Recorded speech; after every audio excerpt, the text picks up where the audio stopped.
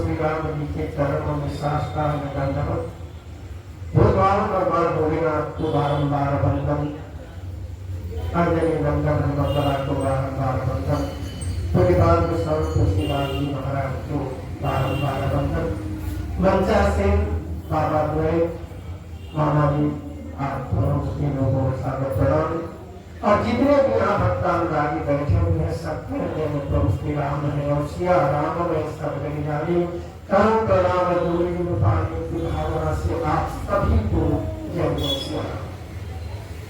सीता राम राम राम सीता राम राम राम सीता राम राम सीता राम सीता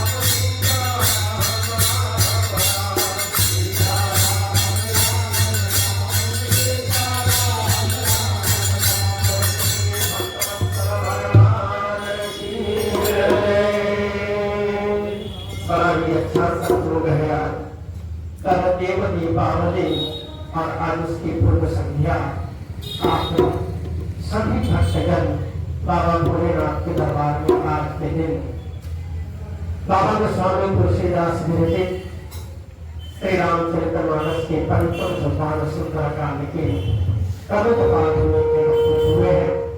इस संयोग होता है कि भगवान के दरबार में सभी को जुटने का, आपस में भगवत चर्चा करने का अवसर तथा भी बहुत ही सुंदर प्रसंग में है, जहाँ तक कि पिछले दिन तक हम सब इस सभा को देखे हुए हैं।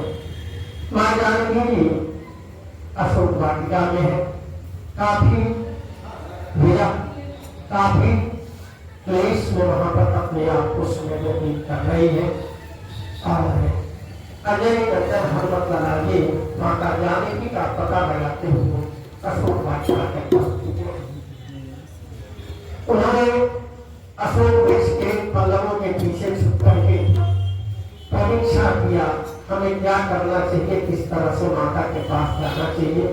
उन्होंने सारे घटनाक्रम को देखा कि दशाना जाता है, किस तरह से माता को धमकाता है, और ये भी कहा मां सदिवस मोहि कहा न माना तो मैं मारा बेटा के पाना। मनोदय को समझाए जाने पर रावण रुक तो गया है वहां पर, लेकिन उसने सारी राक्षसनियों को कहा है कि इन्हें अच्छी तरह से समझाओ, अगर 1 महीना तक के अंदर मेरी बातों को नहीं मानती है तो यही जो हमारे पास चल रहा तलवार है इसी से मैं इनका अंत कर दूंगा। उनके जाने के बाद हनुमत लगा काफी चिंतित होकर के, दुखी होकर के माता की स्थिति को देख रहे हैं। माता जी का प्रेता से बातचीत और प्रेता के जाने के बाद वे अशोक वृक्ष से प्रार्थना करती है कि अगर अंगार मिल जाए, आग मिल जाए तो मैं अपने आप को समाप्त करूं। आकाश के तारों से प्रार्थना करती है कि अगर अंगार के रूप में आ जाए तो अपने आप को समाप्त करूं। उसी क्रम में हनुमत लगा ऊपर से मूर्तिका गिराते हैं। माता को लगा कि जरूर ऊपर से कोई अंगार गिरा है, उसी पीले तरह का चमकीला धातु जैसा उनको दिखाई पड़ा, तो उसे उठाती है, देखती है कि इस पर तो राम का नाम लिखा हुआ है, इस पर तो प्रभु का नाम लिखा हुआ है, और प्रभु का नाम जब लिखा हुआ है तो कोई इसमें क्षण कपट नहीं किया होगा, लेकिन मन में लगा कि आखिर है क्या। और हमारे प्यारे हनुमान जी महाराज, अरे हनुमान जी महाराज बड़े प्यारे हैं सर, चलो बाबू अगर बात मानियो इनसे प्यारा तो कोई देवता है ही नहीं। आप देखिए वहां का प्रसंग देखिए, जब ऋषिमुख पर्वत की ओर प्रभु श्री राम और लक्ष्मण लखनलाल चले जा रहे हैं, उस समय हनुमान को भेजा गया है जाकर के पता करें कि वो है कौन। और वहां आए हैं ब्राह्मण के वेश में, सामने दोनों क्षत्रिय हैं और सामने ब्राह्मण के वेश में आते हैं, लेकिन जैसे ही उनके पास पहुंचे, उनके पास पहुंच करके चरणों में गिर जाते हैं, चरणों में गिरे हुए हैं। प्रभु श्री राम उनको उठा नहीं रहे हैं और न तो हम मतलब अपने आप उठ रहे हैं। बगल में लखनलाल जी, उन्होंने कहा कि भैया क्या याद कर रहे हो, अरे हम क्षत्रिय हैं और क्षत्रिय के चरण में ब्राह्मण की रुका है, ये नहीं होना चाहिए, इसको रोकने का प्रयास करना है, हटाइए इनको हटाइए। प्रभु ने कहा कि नहीं मैं हटा ही नहीं सकता, रहने को ऐसे, एक जब मुझे पहचान ही नहीं रहा है तो फिर मैं हटाऊंगा। बहुत देर तक वैसे ही बैठे रहे, उन्होंने बैठे बैठे उसी तरह से परिचय पूछा, आप हैं कौन दोनों? तो से रथ के जाए हम भी तो वचन मानी बन आए। ब्राह्मण देवता, हम अवधपति दशरथ के पुत्र हैं दोनों, और उन्हीं के वचनों का पालन करने के लिए हम वन में आए हुए हैं। और यहाँ हम लोग इस स्थिति में पड़े हुए हैं कि मेरी पत्नी का हरण हो गया है या मेरी पत्नी कहीं चली गई है किसी राक्षसी प्रहार के कारण। हम लोग सोचा कि जब वे अपने आप को छुपा रहे हैं तो फिर हमको प्रकट होने की जरूरत क्या है? ये अंतर्यामी प्रभु है, अखंड अनंत है और अपने आप को दशरथ के पुत्र बता रहे हैं, तो फिर मैं भी ब्राह्मण हूं, मैं हटने का नाम नहीं दूंगा। बहुत देर तक वही स्थिति रही, हनुमान जी के आंखों से अश्रु बह रहे हैं, प्रभु श्री राम जी भी उसी तरह से अश्रु प्रवाहित कर रहे हैं। लखनलाल जी बार बार भैया को कह रहे हैं कि ब्राह्मण को चलो भैया हुआ मत के उठा तो लीजिए। और उस स्थिति के बाद प्रभु राम जी ने पूछा कि हे ब्राह्मण देवता, आप सही सही बताइए कि आप कौन हैं? कहा कि मैं तो ब्राह्मण हूं। तो उन्होंने कहा कि तो मैं भी क्षत्रिय हूं। उन्होंने कहा कि ना तो आप ब्राह्मण हो सकते हो, मैं तो क्षत्रिय हो सकता हूं। कहा कि क्यों? कहा कि ब्राह्मण कभी किसी के सामने झुकता नहीं है, अगर झुक जाता है तो ब्राह्मण नहीं है। और क्षत्रिय वह है जो कभी अपने चरणों में ब्राह्मण को झुकने नहीं देगा, अगर अपने चरणों में ब्राह्मण को झुकने देता है तो वह क्षत्रिय नहीं। और तब हनुमान जी को प्रभु श्री राम जी उठाते हैं, दोनों गले मिलते हैं, रो रहे हैं। और हनुमान जी महाराज ने कहा कि आप अपने चरणों में रख लीजिए, हमको अपने चरणों में स्थान दे दीजिए। प्रभु श्री राम जी ने कहा कि वो समय तो चला गया, चरण में जगह है कहां कि मैं रह लूं?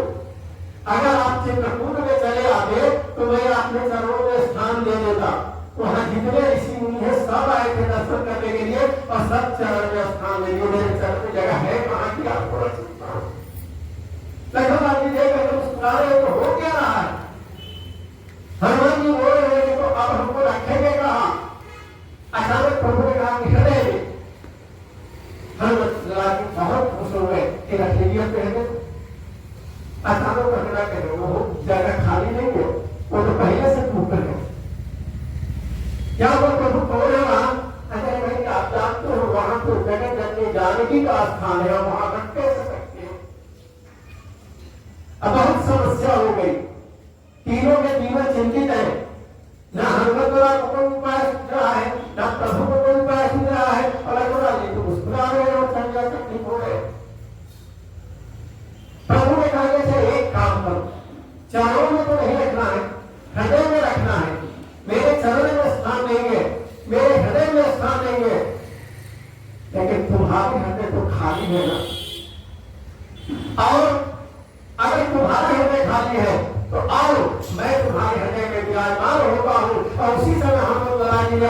को स्थान दिया, प्रभु श्री राम उसमें जाकर के निवास कर गए हैं। प्रेम से बोलिए भक्तवत्सल भगवान की जय। ऐसे हैं हमारे हनुमान जी महाराज। और जब माता जानकी को प्रभु श्री राम के बारे में सारी बातों को बताने लगे कि राम ऐसे हैं, राम आपको ऐसे याद करते हैं, तो उन्होंने कहा है, जो केवल पिछले दिन हमने देखा है कि जो बोल रहा है वह सामने क्यों नहीं आता है। अब हनुमान जी महाराज सामने खुद पढ़ते हैं, वहां छोटे से भी बड़े तो नहीं, कारण कि जैसे ही लंका में प्रवेश किए हैं वे बहुत छोटे रूप में वहां गए हुए हैं। विभीषण जी महाराज से मिल करके ब्राह्मण के वेश में और फिर पहले वाला छोटे रूप में वहां गए। माता यहाँ पर बैठी हुई है और उसी समय ऊपर अशोक से छोटा सा बंदर गिरा। और जैसे ही बंदर को देखा माता जानकी अपना मुंह फेर लगी। हनुमान जी महाराज इधर मुंह करके रोने लगे, कहे हाँ भैया मुंह फेर ले, तो मैं वैसा ही हूं, तुम्हारा बेटा उसी जैसा है। अरे जिस बेटे के रातों माँ इतने दिनों से इससे लंका देश के जगह पर कष्ट भोग रही है, उसके बेटे से नजर मिलाना क्या करूं। और सच बात बताओ कि मैया जानकी बचपन से ही बंदर को देखकर के बहुत डरती थी, बहुत डरती थी। बंदरों का चित्र भी जब उनको जनकपुर में देखने को मिल जाता था तो बहुत घबरा जाती थी। और यहाँ हनुमत लगा जब वहां पहुंचे उनका कहना नहीं हुआ। और तब उन्होंने कहा कि राम दूत मैं माधु जानकी सत्य शपथ करुणा निधान की। हे भैया बार बार आप पूछ रहे हैं कि तुम हो कौन, तो मैं करुणा निधान के शपथ लेकर के कहता हूं कि मैं उनका भेजा हुआ। करुणा निधान शब्द की बड़ी अच्छी बात हुई थी यहाँ पर, शायद पहले भी मैंने आपसी चर्चा में इसकी की। प्रभु श्री राम जी जब भेजे थे वहां से लंका में हनुमत लगा को, तो उन्होंने हनुमान जी ने पूछा कि मुझे भैया पहचानेगी कैसे। तो उन्होंने कहा कि एक बार उनको कह देना करुणा निधान से मुझे भेजा है, तो फिर वे पहचान लेंगे। कारण कि करुणा निधान इन्हीं का नाम दिया। और उन्होंने कहा कि करुणा निधान में भेजा है। और भैया मैं चुपचाप यहाँ खड़ा हूं, तुम कहना आप कष्ट में हो, एक कम बात नहीं है। अगर कहो ना, और अगर मेरी इच्छा हो जाती तो अभी लेकर के मैं आपको चला जाता प्रभु के पास, लेकिन उनका आदेश ही नहीं है। अगर उनका आदेश होता तो आपको एक पर भी अंत में नहीं देता भैया। भैया इतनी देर से देख रही है, सब सुनो। अरे इतना छोटा सा बंदर है और बोलना बहुत बड़ा है। बड़ा आश्चर्य हुआ उनको। और तब उन्होंने कहा कि अच्छे आपका नाम क्या है। मेरा नाम तो हनुमान है। अच्छा हनुमान जी ये बताइए, आपकी सेना में और बंदर भालू है? बहुत सारे हैं, उनकी संख्या के समय बारे में कहना ही नहीं होगा। तो एक बात बताइए हमको कि जितने बानर भालू हैं सब आप ही के जैसा बलवान है ना वहां। हनुमान जी महाराज बड़ा चकित हो गए कि भैया पूछ क्या रही है। मैं पूछ रही हूँ, मैं पूछ रहा हूँ कि आप ही जैसा बलवान है कि और बलवान है कोई? है सुत कपि सब तुम्हीं समाना, जातु धानयति भटे बलवाना। इतने बड़े बड़े वीर हैं लोग, सब राक्षसों का संहार कर देंगे। और मुझे तब हनुमान जी ने देखा कि अब भैया को विश्वास दिलाना जरूरी है। और तब उन्होंने कनक भूधाकार शरीरा समर भयंकर अति बल दिया, अपने शरीर को विशाल करने लगे, बड़ा करने लगे, बड़ा करने लगे। कैसा? सोने के पहाड़ जैसा। तो छोटा सा और बड़ा सा नहीं, कनक सोना भूधाकार पहाड़ के आकार के जैसा बना लिए। मैया यहाँ नीचे हुई और ऊपर की ओर बढ़ते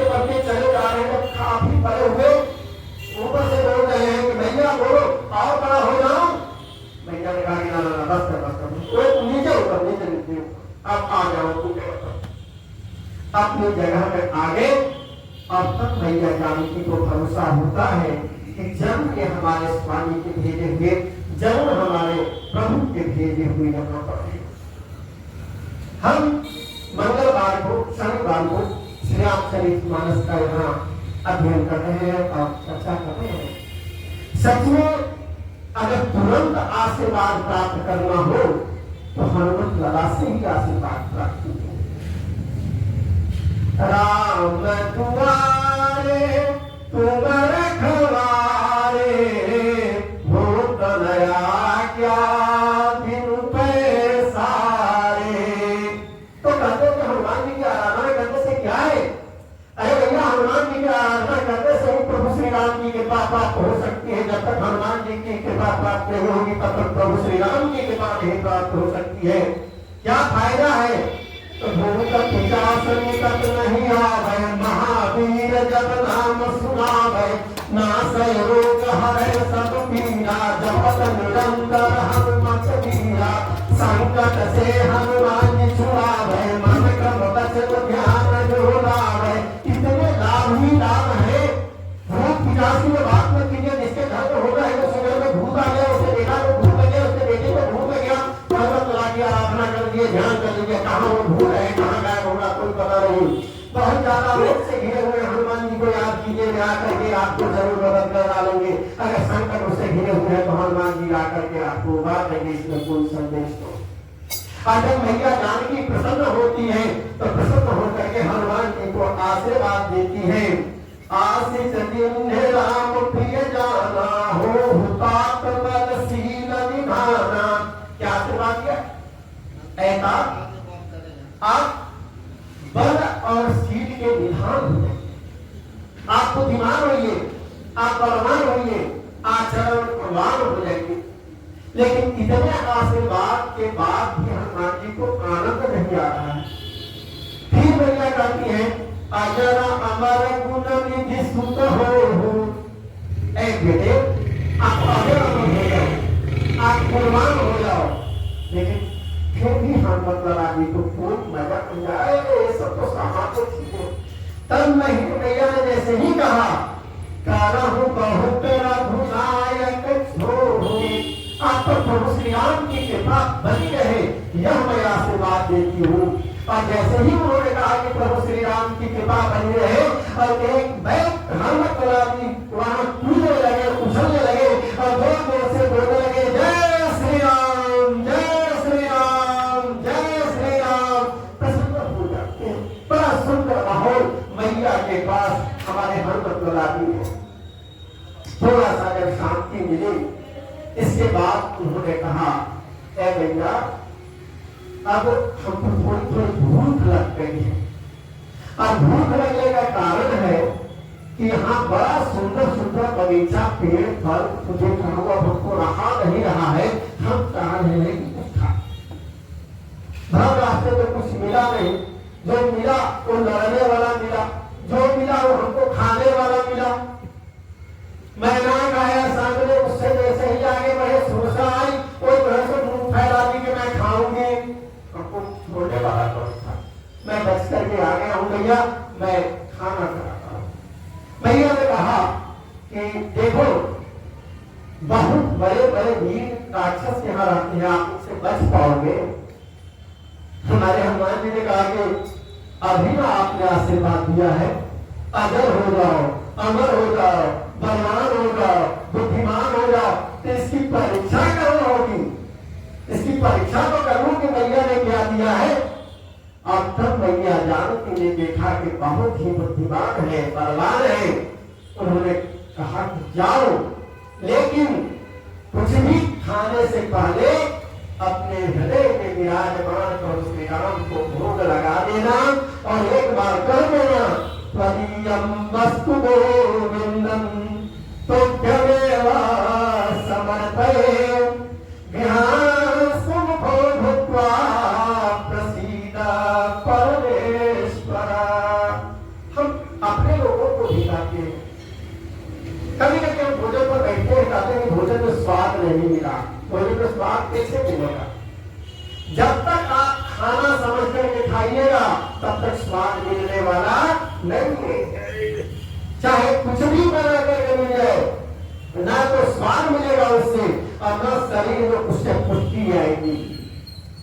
इसलिए जो भी भोजन सामने मिले,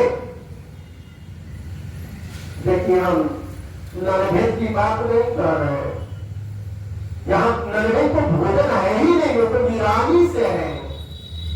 इसलिए भोजन का मतलब है शुद्ध शाकाहारी जो भोजन करते हैं सो, और जो भोजन हमारे सामने आता है, एक बार भगवान को प्रार्थना करेंगे, हाथ जोड़ कर कहेंगे, हे भगवान, हे मेरे प्रभु, आपकी कृपा से हमको भोजन प्राप्त हुआ है, एक बार आप उसको उठा करके भोग लगा दे, मैं आपके बाद में भोजन करता हूँ, सच करता हूँ, वह चाहे जैसा भी भोजन बना हुआ होगा, उसका स्वाद कई गुना बढ़ जाएगा। वह भोजन नहीं रहता है, वह प्रसाद हो जाता है, और जब प्रसाद खाएंगे आप ना, तो थोड़ी बड़ी कमी भी अगर लगेगी ना, तो कमी यहीं तक रह जाएगी, जिह्वा तक नहीं रहेगी, उसकी आवाज आपकी बाहर नहीं है। इसलिए आज से ही निर्णय कर ले कि जो भी भोजन हमारे सामने आए, प्रभु को समर्पित करके और प्रसाद के रूप में ग्रहण करें, कहीं कोई दिक्कत नहीं होगी। हमारे हनुमान जी महाराज बड़ी खुश हुए हैं, और खुश होकर के पहुंच के उसे बगीचे में जहां पर है सुंदर सुंदर फल देखे थे उन्होंने, चले उलाई सिर पैठे पाका, फल खाए सितर तो है लागा। वहां जाते, अरे भाई गया है, भूख लगा है तो खाओ, आम का वृक्ष है वो करके खा लो, अमरूद का वृक्ष है वो करके खा लो।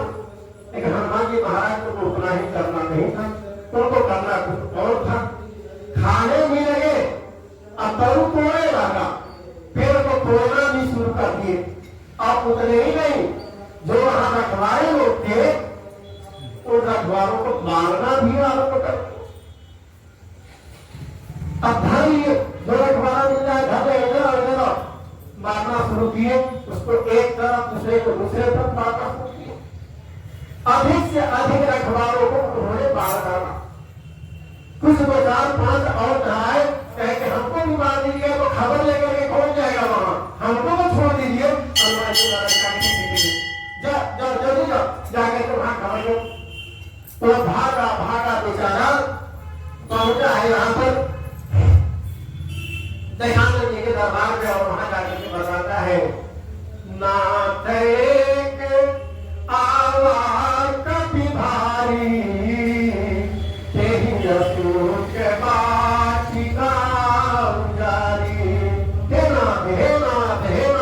एक बहुत भारी बंदर आ गया है। अरे बंदर भी वो भारी, ऐसा थोड़ा होता है। अरे नहीं, एक बहुत भारी बंदर आया है, तो क्या किया, ताकि अशोक वाटिका को उतार दिया। आगे बस तुम क्या कर रहे थे, कहे महाराज हम लोग जब सब मारे गए वहीं पर, सबको पटक पटक करके मारा, आगे तुम कैसे बच गया। ताकि मैंने बड़ी प्रार्थना की कि पांचों को छोड़ दीजिए, जो भी जाकर के खबर ले वहां पर, हम बच करके यहाँ पर आ गए। तब कहा दशानन के एक काम करो, जब इस तरह की बात है तो यहाँ से अब बढ़िया बढ़िया राक्षस को भेजो, और तब अच्छे अच्छे राक्षस वहां से भेजे गए। उन राक्षसों को भी हनुमान जी महाराज ने मारा। पत्थर होते ही आरक्षक कुमारा, और इसके बाद अक्षय कुमार को भेजा गया। और जो राक्षस वीर है उनकी ताकत और बढ़ाई जा रही है। पहले बृहत भेजा गया था मैंने वीर, उसके बाद अक्षय कुमार के बाद साथ जो है सुभद्र भेजा गया, मैंने ओखला से बढ़िया बढ़िया वीर को भेजा। वहां पहुंचे हनुमान जी महाराज, पकड़े उनके साथ रहने वाले राक्षस को और धर करके मारना शुरू किए। कैसे मारे, एक एक तरीका से नहीं मारे, ऐसा नहीं कि धर हम लपट चला रहे, अलग अलग तरीका से मार रहे हैं। कछु मारसी कछु मरसी, कछु मिलसी धर धूर, उसको मार रहे हैं, आप उसको धर करके देह में रगड़ रहे हैं। और रुआ है समझा, और जब रुआ को खड़ा करते रहे तो भाला भाला ऐसा हो जा रहा है, दो इधर से दो इधर से पकड़ करके इधर रगड़ रहे। और इसके बाद विचारों के एक साथ धरते हैं और धर करके धूरी में रगड़ रहे हैं। जय श्री राम जय श्री राम जय श्री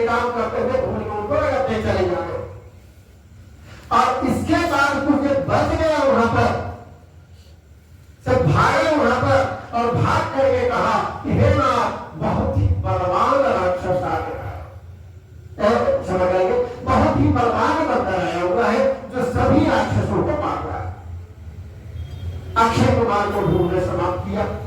फिर वहां जाकर के जैसे ही दशरथ को खबर मिली, रावण के मन में एक बात कौन थी, ये बंदर आखिर हो कौन सकता है। इनको संदेह था कि एक बांदर को होगा, सबसे वीर बानर उधर जो है अब बाली था। बाली ने हमको जो किया है हमको अभी तक याद है, तो बाली को चला गया है हमको पता है। लेकिन सुनते हैं कि बाली का बेटा जो अंदर है वो वीर है, उसको ले लाओ। मांगो नहीं है, मारे सी जानी सुते बांध सिताही, मतलब उसको बांध करके ले लाओ कि हम देखें कि कौन बंदर है और कहां का है। इतना सुनने के बाद मेघनाथ वहां से चलता है सेना के साथ, और इसके साथ महाभक्त चलते हैं। पहले भक्त चले, सुभट गए, और अब महाभक्त चले हैं जो सबसे बड़ा वीर भी है, तो उनके साथ गए। वहां जाने के बाद हनुमान जी महाराज ने उसी तरह से अपने एक्टिंग से सभी राक्षसों को मारा है। और उसके बाद जब सबको मार के किनारे किया, सामने मेघनाथ अकेले बच गए, अपने बच गए, तो दोनों में भीषण युद्ध होता है, बहुत लड़ते हैं। ऐसी लड़ाई होती है, लग रहा है कि दो गजराज आपस में लड़ रहे हैं, दो हाथियों की लड़ाई हो रही है। मुठिका मारी चढ़ाई ताही कछन मुरझाई, एक मुट्ठी मारते हैं कस के लिए, तुम्हारे के ऊपर पेड़ पर चले जाते हैं।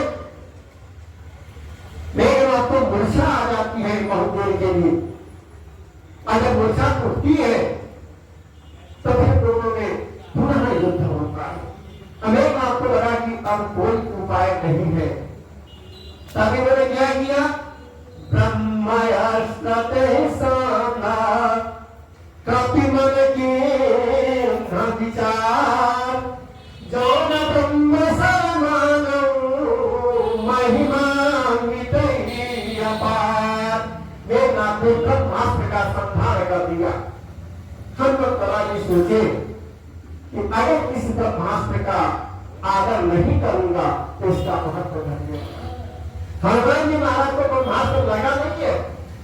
आप कभी ये ढूंढ न सोचेंगे कि हनुमान जी को ब्रह्मास्त्र लग गया था। ब्रह्मास्त्र स्थान था, उसने चलाया है, लेकिन उसको अपनी ओर आते देखे ही हनुमान जी नाटक करते हुए गिर गए।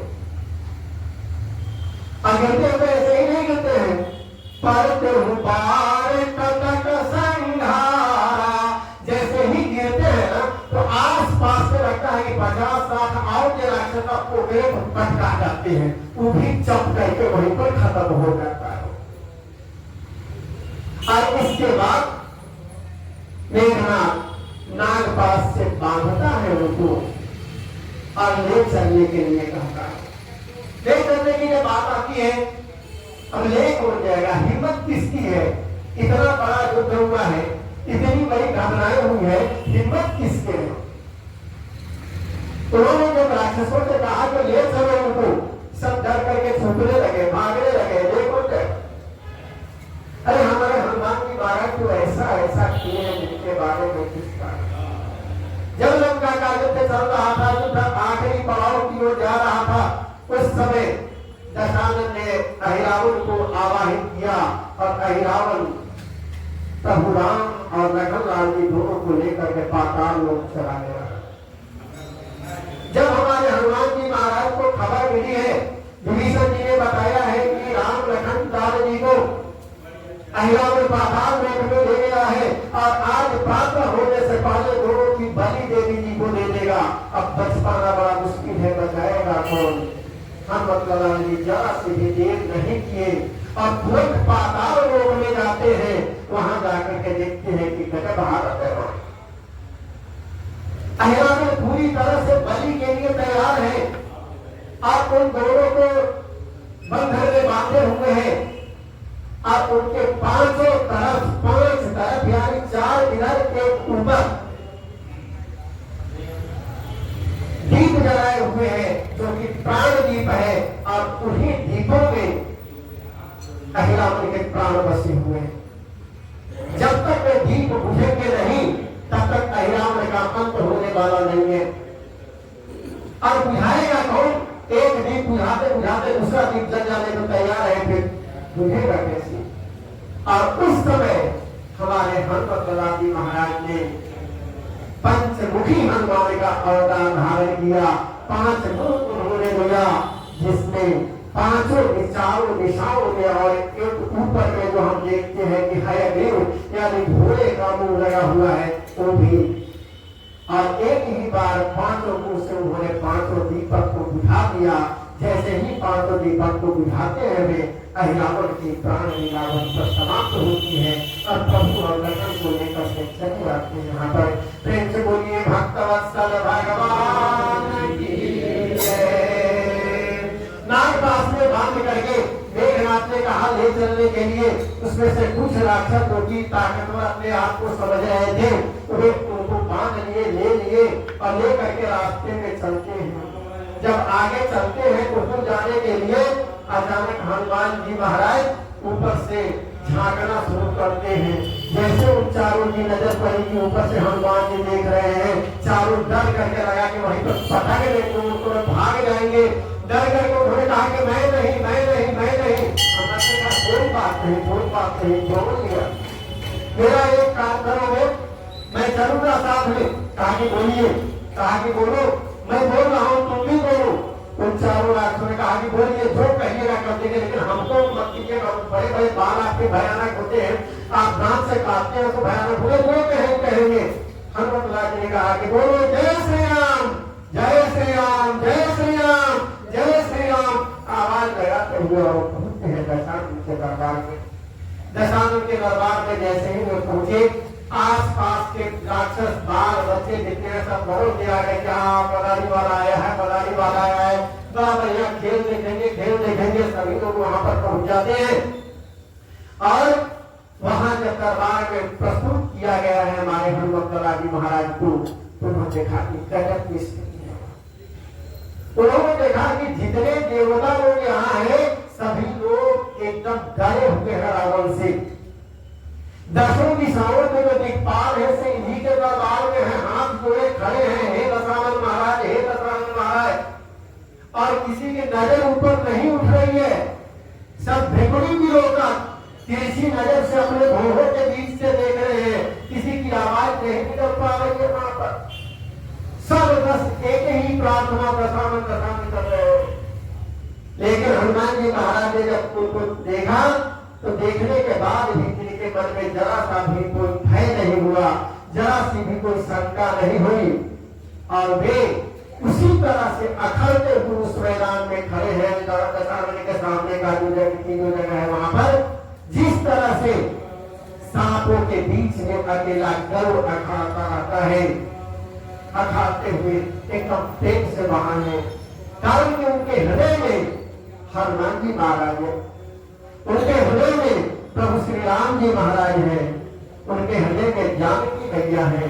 कोई भय उनको चुपचाप खड़े, और दशानन लगा है इनसे पूछने, लगा है इनको अपशब्द बोलने। काफी की दशानन बिहसा कही गुरबात, सुत बद सुरती खिन्न पुनी उपजा उस बंदर को देख करके दशानन मुस्कुराता है। क्या बंदर, कहाँ के हो, कैसे आए, यहाँ क्या क्या किए? और इसके बाद बहुत दुर्भाग्य आता है, अनुचित वचन आता है। और जैसे ही उसको याद पड़ता है कि मेरे बेटे को इसने ही वध किया है, मेरे बेटे को इसने ही मारा है, उसके बाद दर्द होता है। और दर्द होने के बाद काफी दुखी होता है, दुखी होने के बाद अब शब्दों का प्रहार करना शुरू करता है।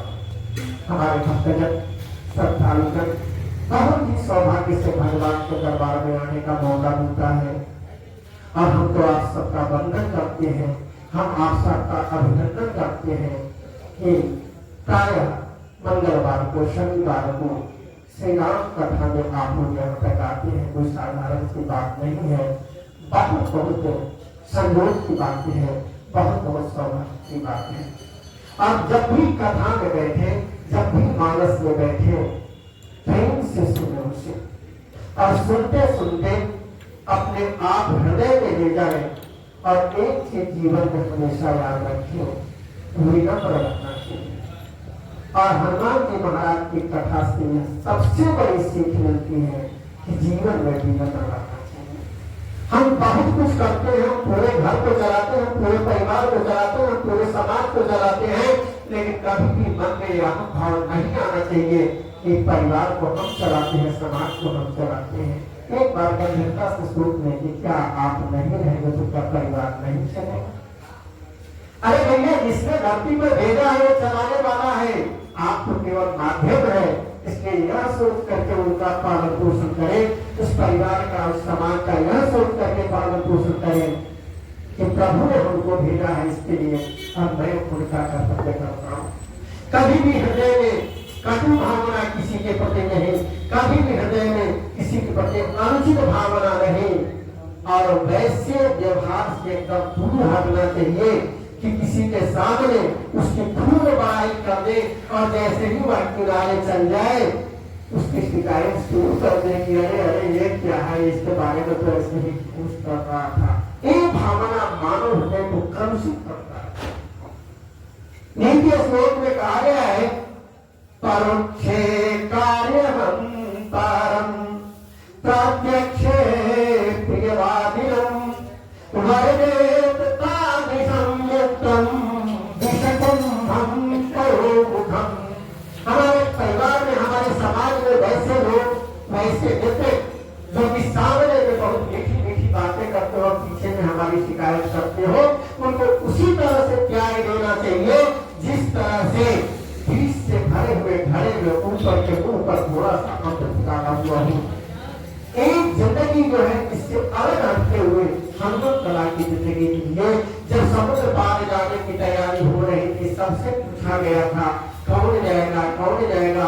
सभी बांदरों ने कहा कि हम इतना कोस चले जाएंगे, हम इतना रोजन चले जाएंगे, इतना रोजन चले जाएंगे, लेकिन हमारे हनुमान जी महाराज ने सब चुपचाप किनारे बैठे हुए, शांत बैठे हुए थे। करना था इन्हें, लेकिन शांत थे। इसलिए अपने जीवन में, अपने कर्तव्य पथ पर हमेशा शांति ले लाए, भगवान पर अटूट विश्वास रखें, और निश्चित ही भगवान हम सब ऊपर के पास रखिए। बोलो जय सिया राम, जय जय सिया राम, जय सिया राम, जय जय सिया राम, जय सिया राम, जय जय सिया राम, जय सिया राम, जय जय सिया राम, जय जय सिया राम, जय